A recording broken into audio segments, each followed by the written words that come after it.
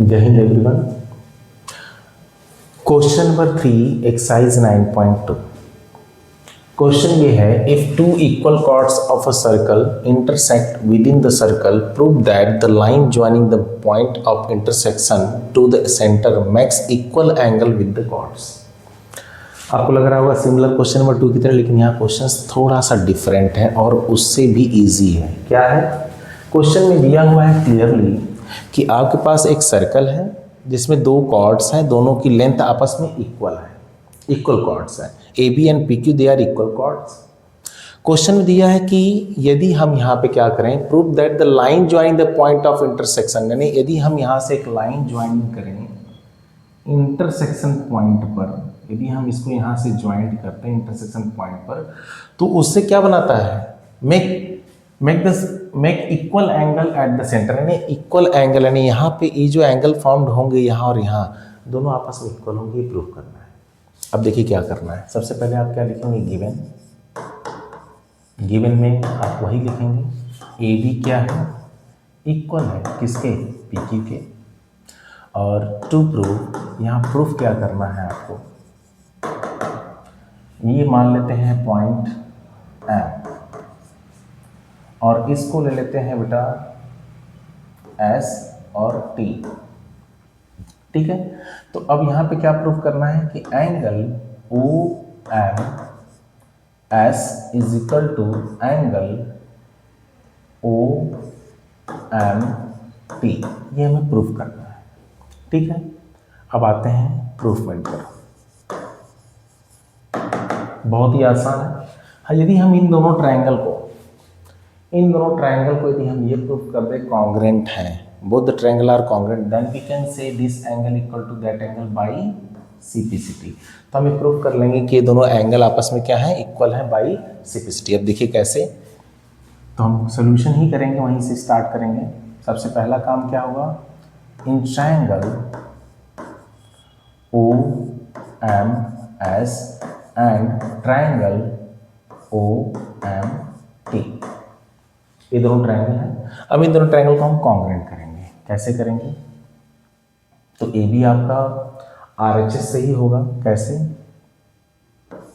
O angle O S M is equal to angle O T M.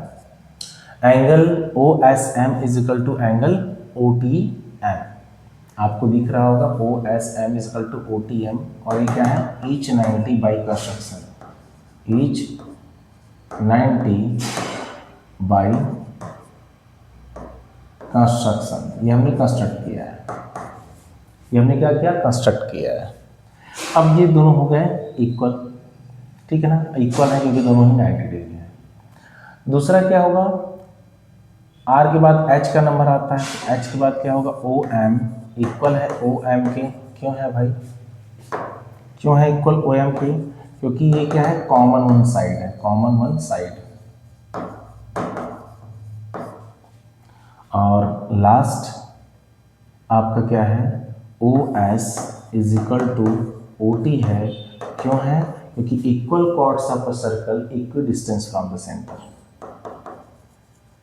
equal chords of a circle equidistant from the center।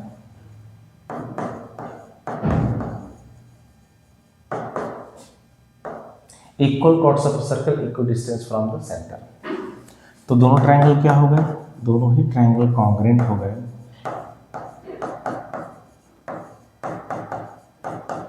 By which criteria, by RHS।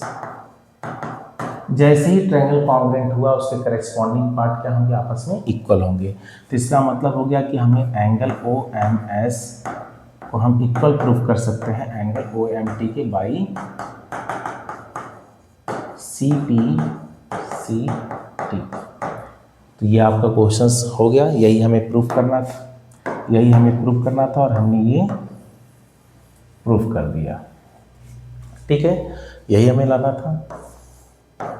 ध्यान से देखिए, सिर्फ क्या करना है, इन दोनों triangle को कॉन्ग्रेंट करना है और बाइसिपिसिटी आपका प्रूफ हो जाएगा कि angle O M S equal है एंगल ओ एम टी के। और क्वेश्चन भी यही पूछ रहा है कि prove that the line joining the point of intersections to the centre makes equal angle with the chords. Chord के साथ वो क्या कर रहे हैं, इक्वल एंगल बना रहे हैं, जो कॉर्ड है उसके साथ क्या कर रहे हैं, इक्वल एंगल फॉर्म कर रहे हैं। तो आई होप ये उससे भी आसान था क्वेश्चन नंबर 2 से, और आपको अच्छे से समझ में आया होगा। ठीक है, और नेक्स्ट क्वेश्चंस के लिए हम लोग नेक्स्ट डे मिलते हैं। और आप लोग चैनल सब्सक्राइब कर रखें ताकि जो भी नया अपडेट रहेगा, जो भी नया वीडियोज़ मैं अपलोड करूँगा वैसे ही आपको मिल जाएगा। थैंक यू एंड जय हिंद।